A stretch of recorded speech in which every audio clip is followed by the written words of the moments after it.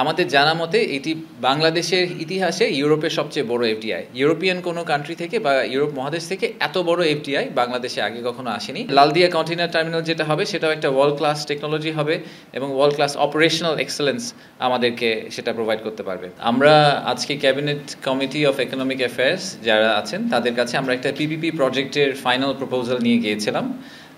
সেটি হচ্ছে Laldia container terminal related যে পিপিপি প্রজেক্টটা, সেই পিপিপি প্রজেক্টটার ব্যাপারে। তো এটার নেগোসিয়েশন শেষ হয়ে এটা জি2জি ভিত্তিতে একটা পিপিপি মডেল ছিল, সেটা নেগোসিয়েশন গত কয়েক মাস ধরে আমরা খুব কাজ করছি। গত কয়েক মাস ধরে আমরা খুব একটা বড় একটা দল একদম দিনরাত খেটে কাজ করছে এটা নিয়ে। এই নেগোসিয়েশন চলছিল আমাদের কাউন্টার পার্টির সাথে, সেটা শেষ হয়েছে। শেষ হওয়ার পরে আমরা এখন ফাইনাল কনসেশন এগ্রিমেন্ট যেটা, সেটাকে নিয়ে গেছি আজকে। তো আমি এটা নিয়ে একটু ছোট্ট ব্রিফ দিই আপনাদেরকে, তারপর আইল টেক ইউর কোয়েশ্চেন্স। এইটা চিটাগং পোর্ট অথরিটি একটা 30-year কন্ট্রাক্টে এন্টার করছে। সো কনস্ট্রাকশন প্লাস 30 ইয়ার। কনস্ট্রাকশন করতে আমাদের এস্টিমেট হচ্ছে রাফলি 3 বছরের মতো সময় লাগতে পারে, বাট প্লাস মাইনাস অবভিয়াসলি অনেক ধরনের ফ্যাক্টর কাজ করে। তা আমাদের যাদের সাথে আমরা কন্ট্রাক্টটা করছি তারা হচ্ছে এপিএম টার্মিনালস।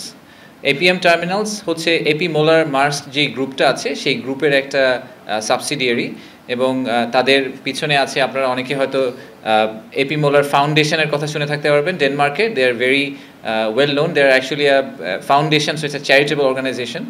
তো তারা আমাদের সাথে এই পাবলিক প্রাইভেট পার্টনারশিপ প্রজেক্টে লালদিয়া কন্টেইনার টার্মিনালটাকে ডেভেলপ করার জন্য আমাদের কাছ থেকে নিচ্ছে। যখন আমি ডেভেলপ করার কথা বলছি তখন আসলে আমরা ওনাদেরকে যেটা দিচ্ছি সেটা একদমই একটা গ্রিনফিল্ড, এখানে কিছুই নেই, একটা জাস্ট সবুজ মাঠের মতো।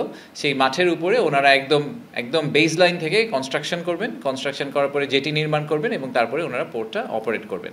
সো আমরা এই ব্যাপারে খুব আশাবাদী যে লালদিয়া কন্টেইনার টার্মিনাল যেটা হবে সেটাও একটা ওয়ার্ল্ড ক্লাস টেকনোলজি হবে এবং ওয়ার্ল্ড ক্লাস অপারেশনাল এক্সেলেন্স আমাদেরকে সেটা প্রোভাইড করতে পারবে। এবং পোস্ট এলডিসি এরাতে যখন লজিস্টিক্স নেটওয়ার্কের যেই ক্যাপাবিলিটি, এটা আমাদের জন্য সবচেয়ে ইম্পর্ট্যান্ট একটা ইস্যু হয়ে দাঁড়াবে, সেখানে এই টার্মিনালটা একটা বড় রোল প্লে করবে। টার্মিনালের কিছু বড় বড় সুবিধা আছে। আমাদের কারেন্ট যে এক্সিস্টিং চিটাগং যে টার্মিনালটা আছে, চিটাগং পোর্টে যেটা আছে, আমরা যেটাকে নিউ মুরিং টার্মিনাল বলি, তো সেটার থেকে এটার কিছু পার্থক্য আছে। একটা পার্থক্য হচ্ছে যে এখানে প্রায় দ্বিগুণ আকারের জাহাজ ভিড়তে পারবে।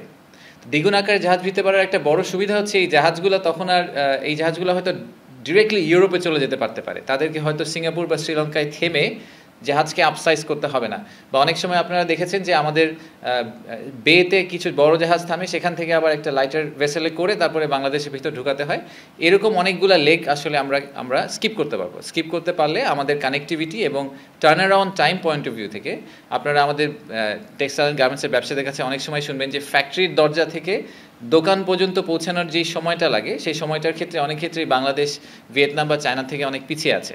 তো সেই জায়গাটাতে আমরা চেষ্টা করছি যে ওই সময়টা কমিয়ে নিয়ে আসার। তো যখন বড় জাহাজ এসে আর সিঙ্গাপুর শ্রীলঙ্কায় না ভিড়ে একবারে চলে যেতে পারবে, তখন এই সময়টা সিগনিফিকেন্টলি রিডিউস করবে। আরেকটা বড় ব্যাপার হচ্ছে যে এই টার্মিনালটা 24/7 অপারেশন। তা আমাদের নিউ মুরিং কন্টেইনার টার্মিনাল কিন্তু একদম 24/7 অপারেশন করতে পারে না।